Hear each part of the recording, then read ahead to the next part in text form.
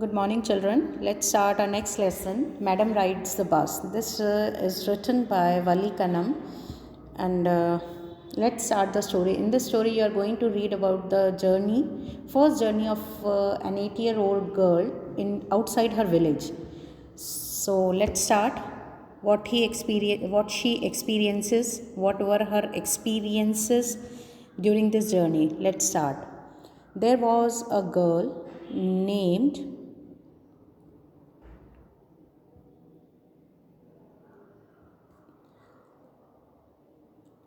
Valiamai, who was called Vali for short. There was a girl whose name was Vali Malai, and in short, people used to call her as Vali. She was 8 years old and was very curious about things, and she was very curious. She wanted to know about the things. Her favorite pastime was standing in front doorway of her house. Her favorite thing was to do for her hobby was to stand in front door of her house and watching what was happening in the street outside. There was there were no playmates of her age on her street. There were no children of her age in her street, and that is why what she had to do whole day. But for Vali, standing at the front door was very bit as enjoyable as any of elaborate games other children played. She liked to do this thing. She liked to watch people, what was happening in the street, people going, coming, bus passing through her street. She liked all these things as the other children played the games. She liked doing this. Watching the street gave her many new, unusual experiences. From this, she learned very unusual and new things. The most fascinating things of all, the most strange or fascinating, surprising thing was all was the bus that traveled between her village and the nearest town. There was a bus which passes her village for the nearest town. It passed through her street each hour. After every 1 hour, it passed through her street, once going to the town and once coming back. How it would pass after every hour, once while going to the town, another time when it was coming from the town. The sight of the bus, filled each time with a new set of passengers, was a source of unending joy for Vali. What she liked about the bus, every time when the bus passed through that street, that was full of new passengers, that was giving her an unending joy. Day after day, she watched the bus, and gradually a tiny wish crept into her head and grew there. She was watching the people, she was watching the bus and the people, and slowly a new wish or desire took birth in her heart, and it grew over there. And that desire grew there in her heart. She wanted to ride on that bus, even if just once. What was the desire? The desire was to ride the bus just for once at least. This wish became stronger and stronger until it was an overwhelming desire. She was not able to control that desire. She was overjoyed. She was overfilled desire it was, and it became very strong. Vali would share wistfully at the people who got on or off the bus when it stopped. Vali would share would stare. She would look very curiously. Here, wistfully means wisely, very attentively, actually. Attentively at the people who got on or off the bus when it stopped at the street corner. Their faces would kindle in her longings, dreams, and hopes. Their faces would even made her desire strong, and her dreams started taking. She started looking. She had a desire to ride the bus, and she had a hope that one day she is going to ride the bus. If one of her friend happened to ride the bus and tried to describe the sights of the town to her, Vali would be too jealous to listen and would shout in English, "Proud, proud." If sometimes her friend, the one who had gone to town, would try to explain Vali what they saw on the way to the town, Vali would be jealous to listen, and she would shout in English, "Proud, proud." Neither she nor her friend really understood the meaning of the word. Actually, she was not aware of the meaning of the word, but she shouted. But they used it often as a slang expression of disapproval. Over many days and months, Wali listened carefully to the conversation between her neighbors and people who regularly use the bus. She took the experience by listening to the talks of the people of her neighborhood and the people who came or went to town regularly. And she also asked a few discreet questions here and there. She also asked very careful questions just to get the knowledge, to acquire the knowledge. She asked very careful questions from the people. This bus journey, this way she picked up various small details about the bus journey. This way she learnt a lot about the bus journey. The town was 6 miles from her village. The town was 6 miles away from.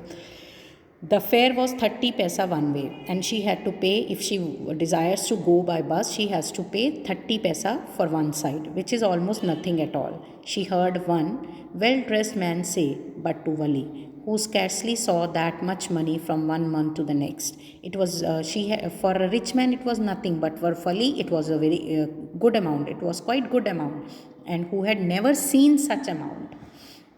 It seemed a fortune. It was just like a fortune or a treasure for her. The trip to the town took 45 minutes, and it took 45 minutes for the bus to reach the town. On reaching the town, if she stayed in her seat and paid another 30 paisa, she could return home on the same bus. This meant that she could take 1 o'clock bus. Now she started planning. She could take 1 o'clock bus, afternoon bus, reach the town at 1:45 and be back home by 2:45. On and on went her thoughts as she calculated and recalculated and planned and replanned. Her desire kept on growing. When she kept on thinking about the money, she did the calculation, she did the planning. Well, one spring day, the afternoon bus was just on the point of leaving the village and turning into main highway when a small voice was heard shouting, "Stop the bus, stop the bus." On one fine spring afternoon, the bus was on the point of leaving the village. The bus was about to leave the village.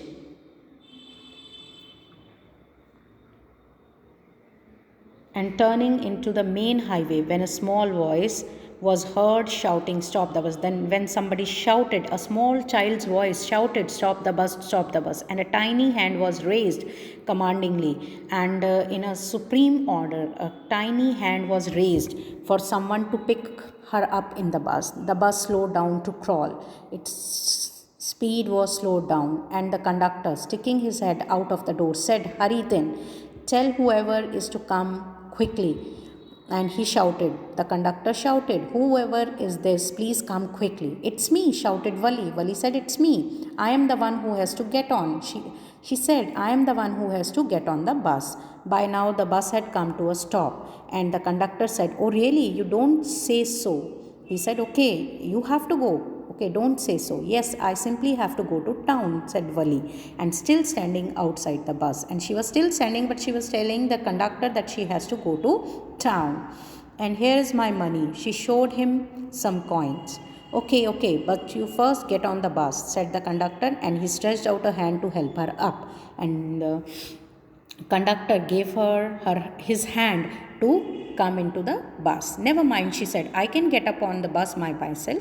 She said she doesn't need any help to get on the bus. She can do it herself. "You don't have to help me." The conductor was a jolly sort, fond of joking. "Oh, please don't be angry with me, my fine madam," he said. He told Wali not to be upset. He called her madam. "Here, have a seat right up there in front. Everybody move aside, please. Make way for madam." He was jolly kind of person, so he asked everyone in the bus to make a way for Wali, as she has to take her seat. It was the slack time of the day. It was the time when there is not much work. It was not the busy time of the day, and there were only 6 or 7 passengers on the bus. They were all looking at Wali, laughing with the conductor. Wali was overcome with shyness. She was shy. Avoiding everyone's eye, she walked quickly to an empty seat and sat down. "May we start now, madam?" the conductor asked, smiling. The conductor asked her by passing a smile that, "May we start the journey now?" Then he blew his whistle twice, and the bus moved forward with the road, and the bus started. It was a new bus. Its outside painting a gleaming white with some green stripes along the sides. Inside, the overhead bars shone like silver directly in front of Wali. Above the windshield, there was a beautiful clock. This is a description of the bus. It was a new bus. It was painted well. From outside, it was white with green strips, and inside, overhead, there were the bars to hold. And over the windshield, there was a clock which was shining. The seats were soft and luxurious. Wali devoured everything with her eyes, ventured, looked at. But when she started to look outside, she found view cut off by a canvas blind that covered the lower part of her window. When she started looking outside, her view was distracted by a canvas which was covering the lower part of her window. So she stood up on the seat and peered over the blind. There was a blind, on the windows nowadays, instead of curtain, blinds are used. So she peered, she looked out over the blind. The bus was now going along the bank of a canal. Now bus was passing through the bank alongside the bank of a canal. The road was very narrow.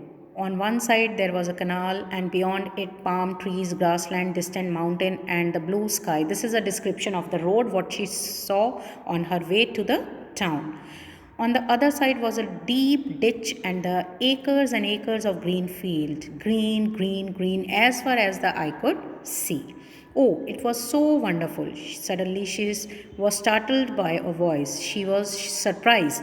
Listen, child, said the voice. You shouldn't stand like that. Sit down. Somebody told her to sit down. So she was surprised on hearing this.